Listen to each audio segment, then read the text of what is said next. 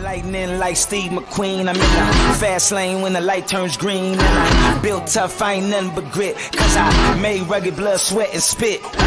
Yeah, like a horse I fly. Better push yourself in for a bumpy ride. I like to play hard, but I work harder. And I weather the storm cause I'm built stronger.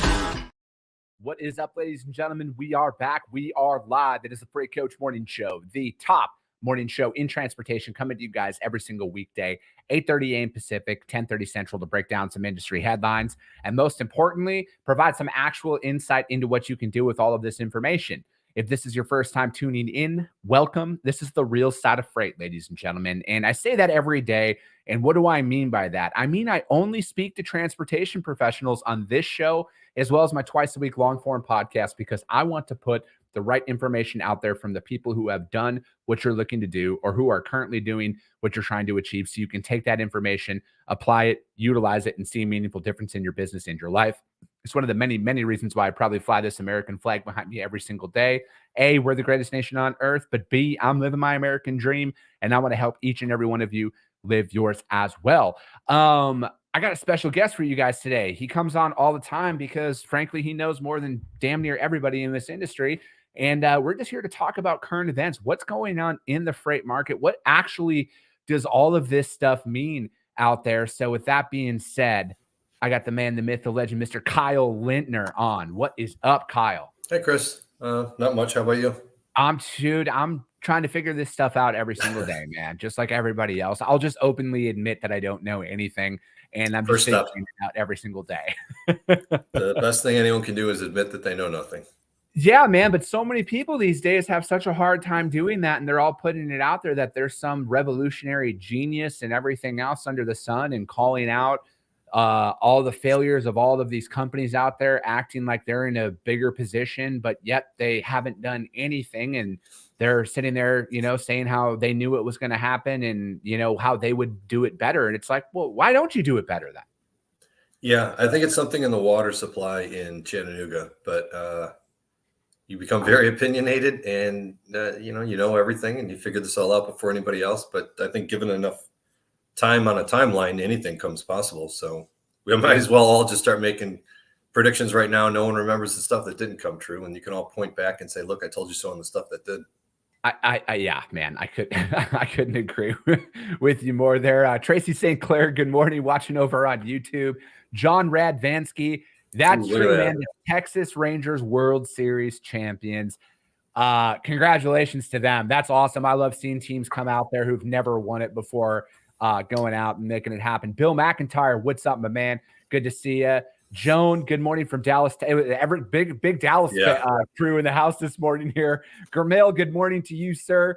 To Carla, good morning from Houston. All right, everybody from Texas is watching this show. Let's go.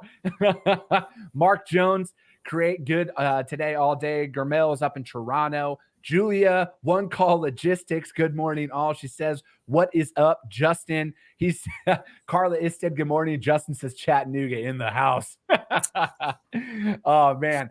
But yeah, it's one of those things, Kyle, that I think a lot of what's going on out there, and especially at the macro level in the industry, is very, I don't think it's applicable to a lot of us out there, right? Like, I think that the macro economics of the freight industry really only affect the publicly traded companies at the end of the day. Yes, it's tough to move freight. It's tough to earn business and everything right now, but it's not as hard as a lot of people want to make it sound, in my opinion. But I think a lot of what's going on out there, it affects the large publicly traded companies more than anything, especially if you look at 21 and 22 when they had record revenues out there. So of course shit gets inflated, but then now where we are, it is back down to normal. Yeah, I think it doesn't. I don't mean to sound obtuse with that answer, but yeah. A lot of what goes on does not affect. The only thing I think that is uniform across the board that affects everyone is the relationship of spot market prices. So whether you're a small broker or a big broker, you're paying spot market prices if you're covering freight, next day or same day. If you're a carrier that's using spot loads to move your trucks, you're receiving spot market rates. And if you're a shipper and you need a load moved and your fallback can be spot. Everyone is touching that one aspect of the market. With that being said, a lot of the other components of this industry, a lot of the other day-to-day tasks, you're right, nothing to do with anyone. It affects the larger guys more than most. And I think that's because we all know how fragmented this market is, but it's almost fragmented within the fragmentation. And all I mean by that is, if you're your basic average broker, you probably don't touch a lot of enterprise shippers who have the types of volume that does get affected by macro level economics. Yeah. You're running freight on a more consistent basis, even if it's not contract freight, even if it is spot freight, you're getting it on a more regular basis from your customers. Your customers' volumes aren't as affected by macro level economics. The only thing that changes is what you pay when you purchase the transportation. Even if we think that margins are coming down a little bit, and they have as far as the broker's concerned, no matter where you are, you're always taking somewhere, call it 10 to 15% of the load. So if the revenue side or the cost of the truck dollar amount is down, then your percentage fee on top, if you call it that, is going to be a lower nominal figure than it was in busier times. But outside of that, you're right. Much of this stuff is a lot of press. It's a lot of hot air. It's a lot of stuff for people to concentrate on that doesn't really affect their business. And obviously, I'm pushing all the outliers out of that conversation. Yeah. I want to hear about the times when you ran the load for a negative, or the amazing time that you ripped your customer off for a $1,500 winner. Yeah. Those are few and far between. The majority of your loads are much, much smaller in profit and in profit margin. No, I'm right there with you, Kyle. And it's, my perspective is from the one who's done this job for a very long time, is currently doing this job, who's in it. I'm not just talking about it. And that was kind of like one of those, driving forces behind me getting back in is I'm just like, man, I need to bring more validity, right? Like, I can't be like, hey, this is what I'm advising people to do. I'm like, nah, I'm going to put my money where my mouth is. I'm just going to fucking walk the walk and talk the talk at the exact same time. And when I'm saying a lot of this stuff, you guys, it's coming from my perspective of me actually moving freight and onboarding customers and speaking to customers who are actually doing business in this world, right? And, from my perspective, a lot of this stuff that you see out there has very little to do. It hasn't affected my business at all. I mean, we legitimately, man, we've onboarded 16 shippers this year. 16. If you look at the narrative out there, nobody's adding brokers right now. Nobody's doing this. There's no opportunities that are out there. I personally think that a lot of the rhetoric that you see all over social media is coming from people who are lazy. All right. They're lazy. They don't want to do their job. And frankly, you know what? Maybe it's because your pitch is terrible. Maybe it's because people don't want to onboard average service providers anymore because they don't need to. And that's a tough pill to swallow. All right. It is.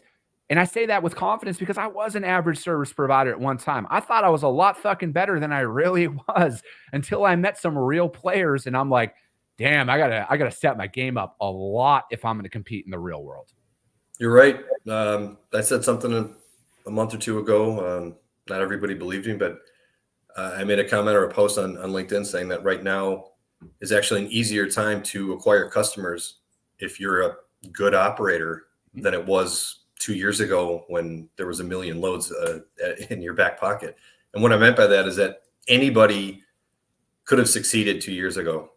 It didn't matter if you were good or bad at your job. There was so much volume to be done, and a human being or even computers can only handle so much.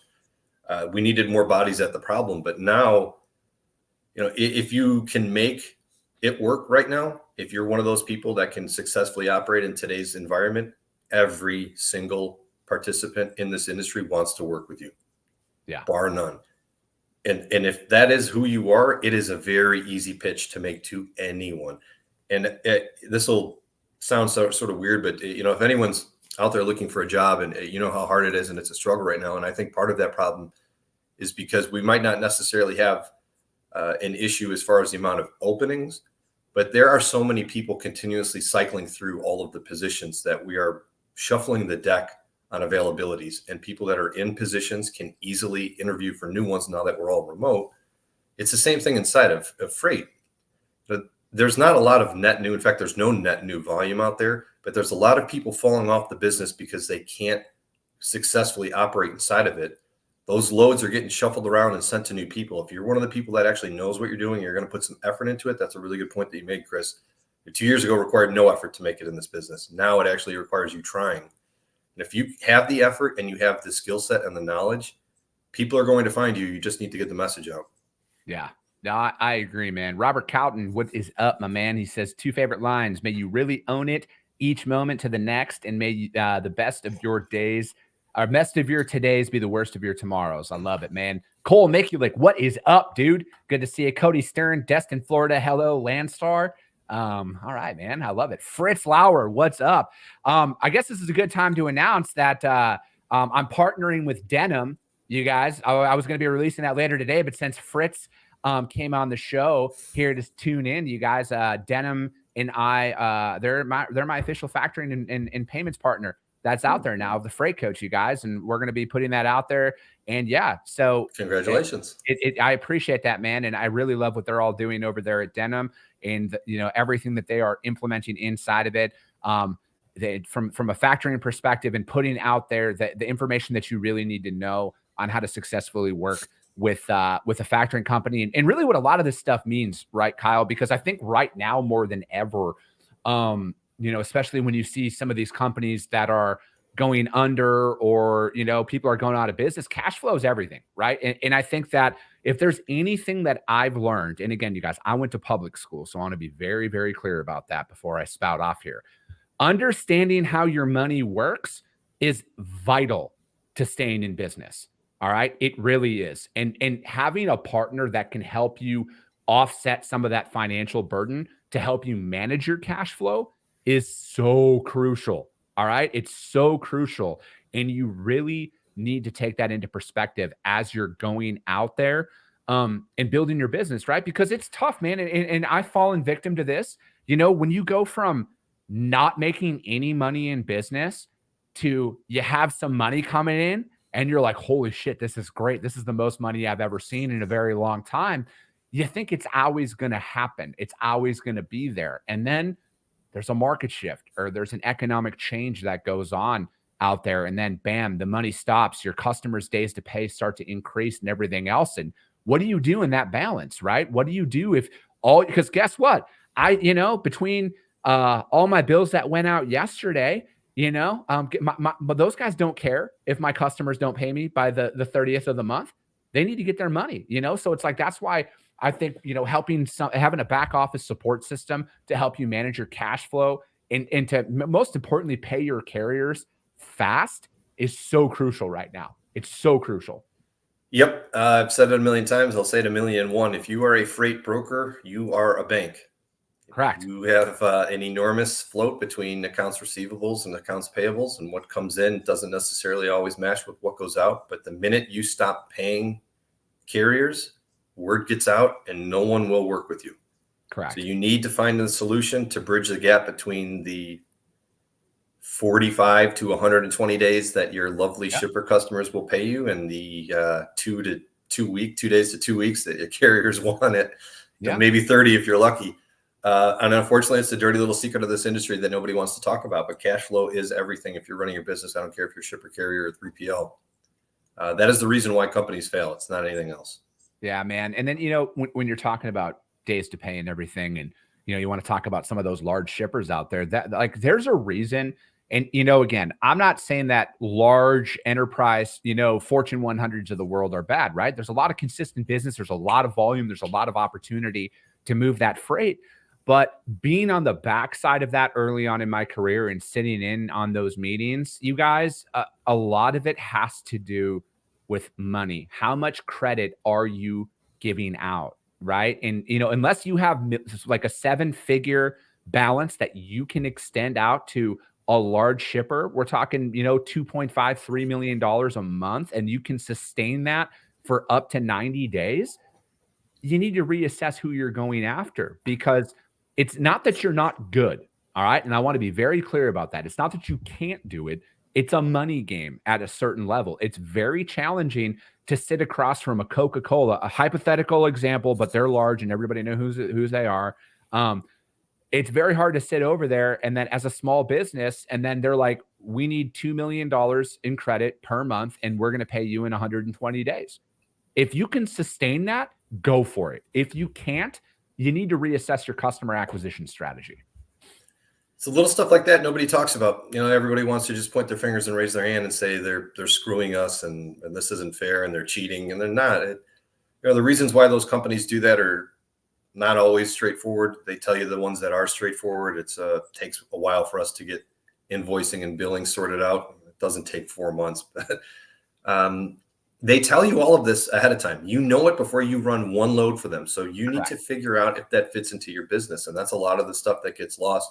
Companies, especially brokers, will focus on gross profit. They don't ever look at net profit. I can tell you on one hand how many brokerages I've come across that know what their net profit per load is or what their net expense per load by employee are. Yeah. If you don't have those numbers and you're going to become a broker, that might work at a small volume amount. When you get to scale, you're done. And that's another thing that, factoring can provide you. Shout out Denim again for this is are you even vetting your customers, right? Like, because when you're desperate for freight, you tend to overlook a lot of red flags on that road because you're like, I just need a customer, especially if you're building, right? Especially if you're looking to just add revenue. And I've been there, right? Again, you guys, the difference between me and a lot of people who talk in this industry, I'm building fucking real businesses, right?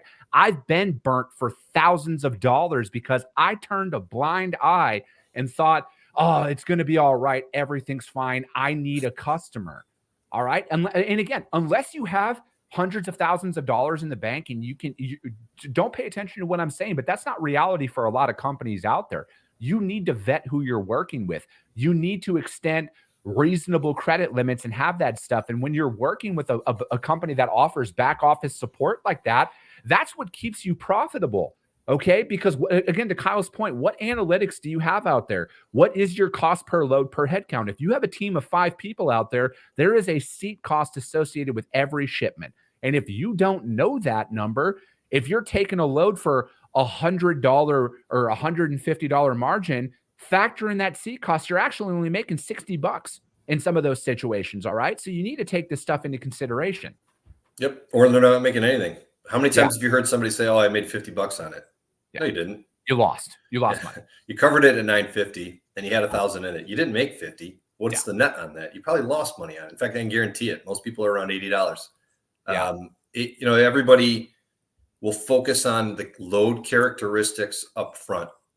And they'll say, oh, this needs to be more because it has a team or there's straps on this flatbed. Nobody thinks about the back end of it. What are the days to pay on this? What are the insurance requirements? Am I using a carrier that requires factoring? Yeah.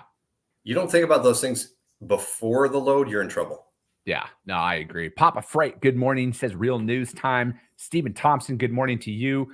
Jake Guerrera says best time to launch is Q1 20. Jake, I'm going to disagree with you, man. The best time is right now. Do not wait. Do not wait at all. All right. I'm telling you, as a former procrastinator who always had every reason to wait, companies out there, and I'll use myself as an example, dude, I'm not taking my foot off the gas. I will decimate people whose mindset is that. I am setting all of that groundwork right now. And if you wait, I'm 90 days ahead of you by that time, man. All right. So I'm just being real with you. Do not wait to start prospecting for new business until Q1. Start right now. Melt those phones. To Carla, absolutely. We do this every single day, okay? 8:30 a.m. Pacific, 10:30 Central. Jake says it's been difficult to connect with CEO level decision makers online in this day and age. Too many roadblocks with current customer support contact streams. Offer to go on site, Jake, wherever you are in the country right now. All right, whatever city you're in, own your backyard. I'm going to start there. I have probably in the Arizona market alone, I have at least a 30% response rate when I offer to come on site. All right. When I offer to go meet them face to face, I at least get a 30% response rate at that mark. John, yeah, dude, everybody just go to YouTube. Look for the Freight Coach on YouTube because it seems like that's where the best stream quality is out there. Robert Cowton wants to know, what is your perspective on the FMCSA wanting brokers to pay detention? I'll be honest. I don't know exactly what he's referencing. I don't know if there's proposed legislation out there. I will say that there's rumblings, Kyle, about having that be I don't know if it's become a law, but like there's definite rumbles about potential legislation. Well, the legislation for what would require that already exists. It is right now. A carrier has the right to request to see what a broker has been paid for a load. And this day and age, everything's a line item. Yeah. Nobody's shoving one fee into anything. So if there's detention that's been paid, or there's a lumper fee or anything, any accessorial attached to the line haul will be on that bill from the shipper, that invoice. As far as the specifics of it, though, I think that's where more transparency is key. I personally feel that anything a broker receives on top of the load goes straight to the carrier. I cannot stand companies that bang gongs that do not pay detention or do not pay lumper fees or any of the other accessorials. It's not a profit center. The shipper paid someone to perform that. That's a pass through. Yeah. And I don't want to hear, well, we can't have a different schedule for each one of our carriers. Yeah, you can. Yeah. Yes, you can. You can do whatever you want. Your TMS, even if you run ancient Alabama-based TMS, you can set up whatever you want inside of those things to pay your carriers and identify what needs to be paid. Yeah. Buenos dias, Adolfo. He says, great discussion points from Kyle. That's normal. That's normal. Every time out there. Yeah, Mark, exactly, man. I'm not just on a podcast. I actually do this shit. Dennis Everett, what's up? Email addresses for logistics coordinators. Dennis, everybody out there who's watching this is my good friend Dennis. He's got a reefer. He's an owner-operator based out of South Dakota. He's looking for freight. Real brokers hit him up. If Dennis comes to me and says that some people hit him up and then screwed him over on freight, trust me, I will know. I don't like calling out people publicly, but I don't like seeing people taking advantage of good individuals. And Dennis is a really good individual. He's a great man. So if you guys got some reefer freight for him, hit him up. But yeah, man, it's like I see a lot of this stuff out there. You brought up the accessorial aspect of this stuff. And, I say this all the time. How are you going to handle this phone call? And I want, if you're out there and you're withholding money from your carriers, I want you to actually answer me right now. How are you going to handle this phone call? When your customer calls you after the carrier called them and says, hey, I want my detention. I waited for 4 hours. And that said customer calls said brokers and said, hey, I just got a phone call from the carrier on this PO. They said they didn't get any detention. We paid you. How are you going to handle that? It's a great question. There's the answer of you can't, and then there's what happens to people that have trailers parked in front of their office demanding the money they owe other people. Unfortunately, too many of these companies figure out ways to obfuscate information and to not have the flow of that information and then to not pay people for it. But speaking as a smaller company or an individual, if that phone call comes, like you said, you're caught red-handed. There's nothing you can say. And most of the time, if that shipper's calling you and asking that, he already knows. He just wants to hear you admit it. Yeah. And guess what? Why do I say that? Because I had that phone call and my customer literally told me, if I ever get this phone call again, I'm never working with you ever again. So again, you guys, this is very real. Okay. So if you think you're some hotshot young kid, like I did too, you guys, and again, I'm using myself as an example here. Okay. I thought I had everything figured out early on in my career that these guys are lucky to work with me. I was that motherfucker. Okay. But guess what? It cost me real money, real relationships with good people. All right. But I thought I was better than the situation. I thought I was better than the game, and it cost me. All right. So everything I talk to you guys about is because I am telling you what not to do. All right. Don't operate in this manner. Okay. Man, we had a driver deliver the other day for us. And they, because again, I work with the same trucking companies time and time again, as much as we possibly can. And they let us know, hey, the last load we did for you, it ripped our tarp, FYI. We're like, cool, we're going to send you an extra $100 right now. We didn't know that. This is the first we're hearing about it. They were floored. They're like, you don't need to do that. I'm like, yeah, we do. Like, we like working with you. I know it's not going to buy you an entire new tarp because tarps are more expensive than $100, but I'm like, this will at least help offset some of it. And that's where those little appreciation factors come in. And the same thing, you guys, if there's issues of like a redelivery, I do this stuff, again, you guys, I'm actually moving freight. I get loads rerouted all the time. Hey, it was supposed to go to this facility. Turns out we need it moved 15 miles down the road. Awesome. I'm going to send you a redelivery fee right now. I'll work everything out with my customer on the back end. It's not the driver's responsibility to wait for their money if the load changes. All right. Your customers are going to pay that money. All right. They really are. And newsflash, if you have customers that don't pay for that stuff, don't work with those customers. It's pretty simple. I don't have anything to say because I agree with all of that. That's the case. You know, if you have a shipper and they don't pay for that kind of stuff, or they don't pay attention, or they underpay, or any other kind of stuff, those are the hidden costs that why you shouldn't work with them. I mean, we don't even need to get into the moral aspect of it. Just from a business case, that's going to be very hard freight to cover if you're consistently screwing over drivers. The same goes for something like your example of the money you gave to the carrier. Number one, that's the right thing to do. That's just being a good person.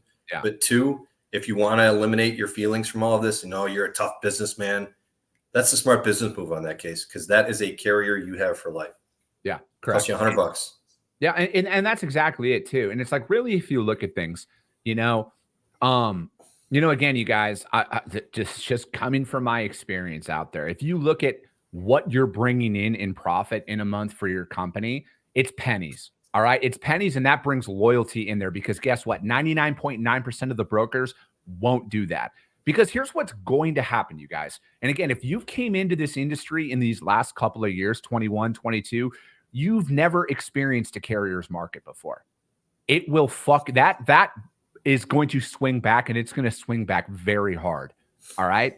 And if you think you've got it all figured out, wait until you post $7 a mile on a lane and nobody calls it. Wait till that day happens. And then wait till you start making outbounds. So like, oh, I remember you. I remember you when the market wasn't like this. Yeah, I'm not working with you. I don't need you now. It's going to be a really tough sell. So again, you guys, I'm trying to give you as much as a heads up as possible. Stop doing the shady behavior that brokers are notorious for. This isn't like a hidden, like, this is the fact. All right. People hose carriers on this stuff, on accessorials.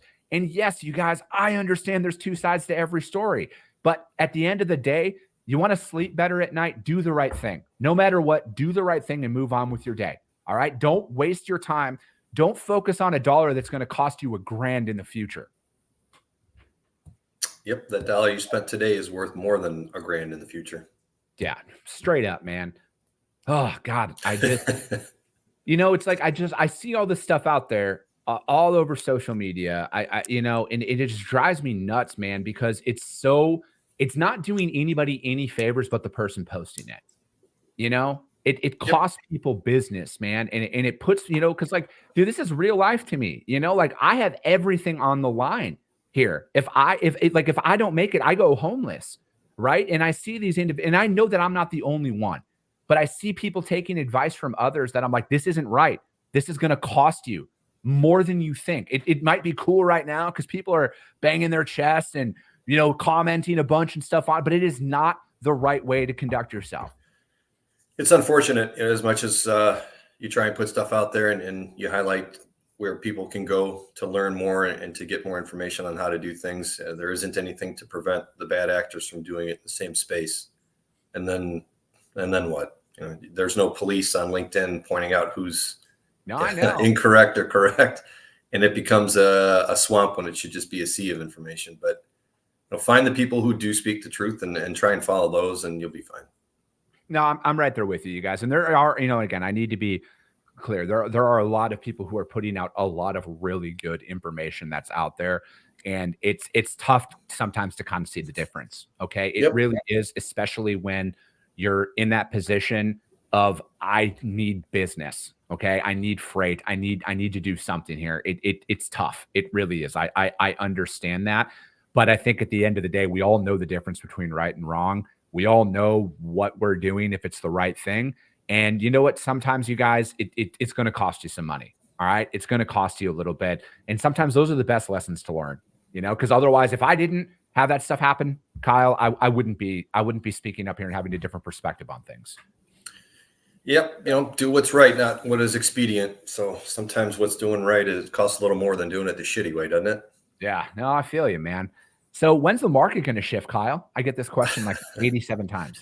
When's the market? I probably have to go to the internet and ask somebody else, but I will say this. So I truly, firmly do not believe that any past indicator or anything that we have seen in the past will be the way this current market situation ends. If we got into this as the fallout or the aftermath of an anomalous global pandemic, why would we have the next thing to come be some predictable pattern from the past? Yeah. So I think none of us is going to be able to predict what that will be, but I think what we can see currently, what's happening is going to continue, and that's the staying power of small carriers and even small brokers. We're not seeing the amount of exits that everybody is expecting.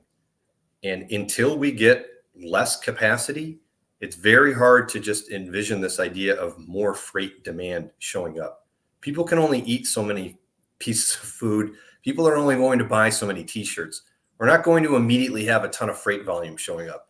Everything that went on during COVID wasn't even about volume as the amount of stuff in a truck. It was about the amount of demand per truck. We think about how many shipments went that were light.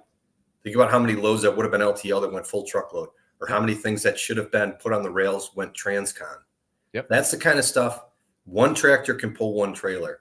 That stuff went on, and that was artificial demand that inflated prices. That is now gone, and we have more trucks and trailers and individuals than ever before running them. The amount of people exiting the marketplace has been very, very small. It has become a war of attrition, and I think that's a positive thing. That means that people are figuring out ways to keep their business moving forward. That's just going to result in lower prices for longer, but lower prices just means that we all need to get smarter with what we're doing and not eliminate people. It might take a while, but stupid stuff like CEOs taking less of a profit and some of that money trickling down to the employees, or employees doing more with less. There's a lot of shitty vendors in this industry charging way too much for their product. Some of these aren't necessary and can be eliminated. If you think about what your subscription costs are to run your business, and you can eliminate one or two of those, that's money that goes direct to the bottom line. That's now instant profitability. It sounds weird, but that's the kind of stuff that can and does happen. And I think that is the stuff that will move this thing moving forward. When I say thing, I mean the industry and the market. I don't think there is some crazy event. We're not going to have this Q2, oh, it's produce season. The same thing that everybody wants to point to. The same thing in 2019 that everybody pointed to that didn't happen. The same thing in 20 that everybody pointed to that didn't happen. It was COVID. It wasn't produce season. There's no magical boogeyman in Q2 that's showing up with a ton more volume. And unless a ton of people decide that they're going to exit the industry, we're not going to have the imbalance of supply and demand to push prices higher. Yeah. No, man. Here, you guys, here's some direct driver feedback right here. He had a shipper keep a couple of load locks and sealed inside. Broker gave me $100 for them. I will work for them every day. Think about that stuff, you guys. It is those little things that are out there. And, Kyle's right. You got to look at everything on your business is P&L. What are you paying for twice that you're not aware of? I talk about that all the time. I'm constantly assessing my P&L and saying, do I actually use the shit that I'm paying for every single month? Unless I'm touching it every day or multiple times a week, I'm eliminating it. All right. Because I don't need it. What I won't eliminate though, green screens at the top of the screen, because I use them every single day for my freight. All the freight that I move right now, you guys, and that I'm winning is quoted based on that stuff. So you do need to look at your P&L. What is essential for the structure of your organization to continue to navigate through any freight market? Because at the end of the day, you guys, what is going to get you more business is becoming a top tier provider. All right. It has so little to do about pricing. I see that all the time. Rate. Yes, it's a factor at the beginning, but rate becomes secondary when you actually execute upon the shit that you sell on. We're over on time today, you guys. So I know, but at the end of the day, you guys, that's why I have Kyle come on, because you know what? We need more truth. We need more reality out there as opposed to some of this fictitious fluff that you might see. But tomorrow's Q&A day, you guys, any sales or operations related questions that you have, you can drop them in the chat on the live stream or DM them over to me. I'll answer them live on tomorrow's show. As always, if you guys got value in what you heard today, subscribe to the show, you guys. Share it out there to your network. That's how we grow. That's how we're number one, is because at the end of the day, if you see value, your network's going to see value as well. I appreciate you guys. I love you guys, and we'll be talking to you soon.